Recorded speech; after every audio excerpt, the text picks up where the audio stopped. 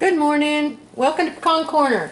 I'm Tina, and today I'm going to make pancakes. I'm not a very good pancake maker, but there's a recipe that I finally found after years of having to use baking mix to make my pancakes with because I couldn't find a good from scratch recipe that worked. I finally lucked on to what I think is probably one of the best pancake recipes ever.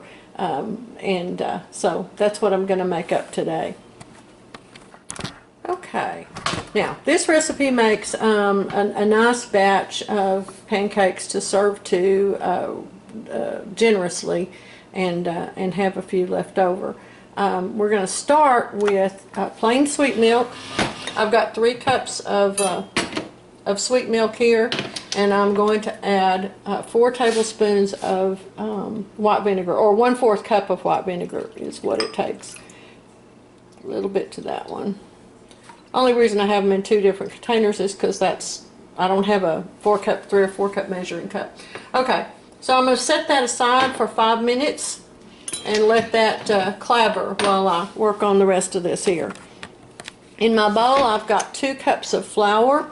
I'm going to add 1 teaspoon of salt, 1 teaspoon of baking soda.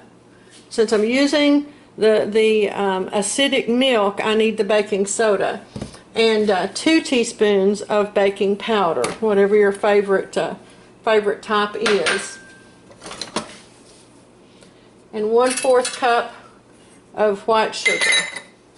And I always use cane sugar. By the way, you can cut this recipe in half if it's just one person, or if you're very light eaters, or if you want these as part of a breakfast that includes, eggs and things like that. I adjusted this slightly from the original one that I found. We like ours a little bit thinner than the original recipe made. So. Alright, I've also got 2 eggs, and I've slightly beat them. Actually, what I did is I'm saving my eggshells of the little colorful eggs, so that when Easter time comes around I can make the little confetti-filled eggs. Our grandbabies are not quite big enough this year for it, but whoops, somebody's at the door. I'll be right back. Okay, where was I? Oh, our grandbabies. I don't think they're big enough yet this year to enjoy cracking eggs on heads, because they'll only be, year and a half, 2 years old. Anyway, I'm getting a head start, and I'll find some little kids that can enjoy them, even if, heck, maybe their parents will get a kick out of it. Return to yesteryear. All right, I think my milk has probably clabbered well now. So I'm going to pour it in. I'm going to add my eggs. And I'm going to add 1/4 cup of melted butter.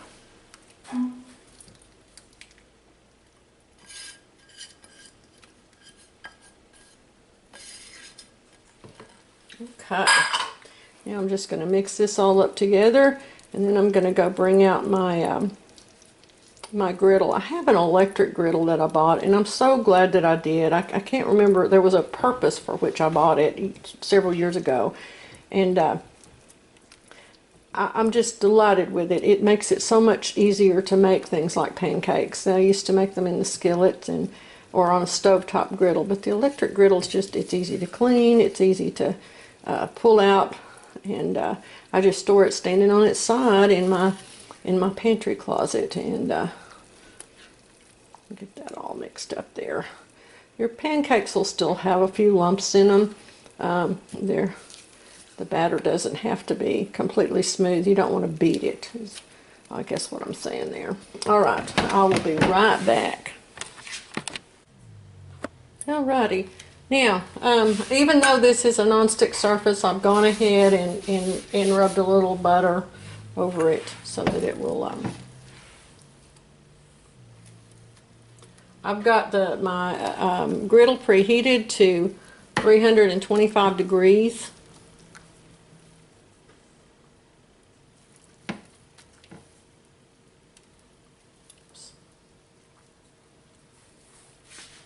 And we're going to let those cook. Okay.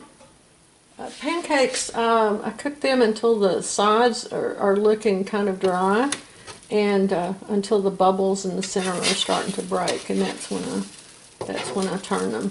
If you turn them too quickly, they kind of raw on the inside. But if you watch for that, I don't know if you can see it on here. See how dry those edges look all the way around, and then the bubbles have been breaking on the top. That's a real strong indicator that that they're done enough to turn.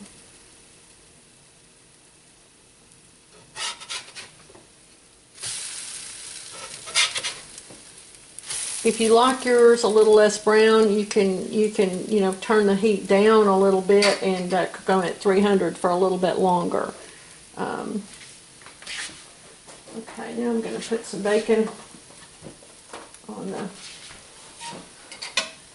the griddle to warm up. I cook all my bacon in the oven, and then I just freeze it, and then we just warm it up as needed, and that way it's always ready.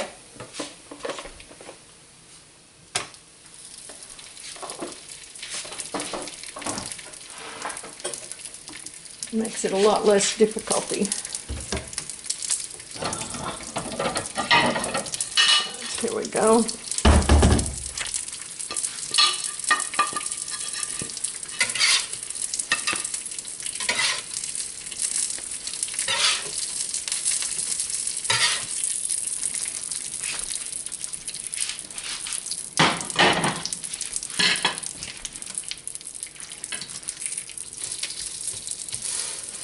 Add a little of that bacon grease around the pan there. There we go. For the next batch, start the next batch cooking. I'm using a 1/2 cup measure to scoop these out with. If you like a smaller pancake, use a 1/4 cup measure, whichever works best for you.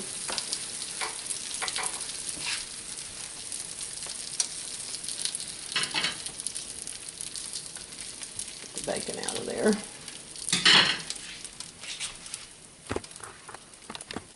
Okay, let me take this off here real quick and show you the finished plate. This is, oh, better get my bacon and put on it. Oh, wait, I'll be right back. And there we are. Lovely pancakes. If you, I lucked onto a good bargain on maple syrup, real maple syrup. Had it for $13 for a quart at Big Lots, back when Big Lots had their last 20% off sale. So I'm going to take these into Paul before they cool off. Alright, I hope you guys will enjoy this. I'll put the recipe down into the comments. Thanks a bunch. Bye-bye.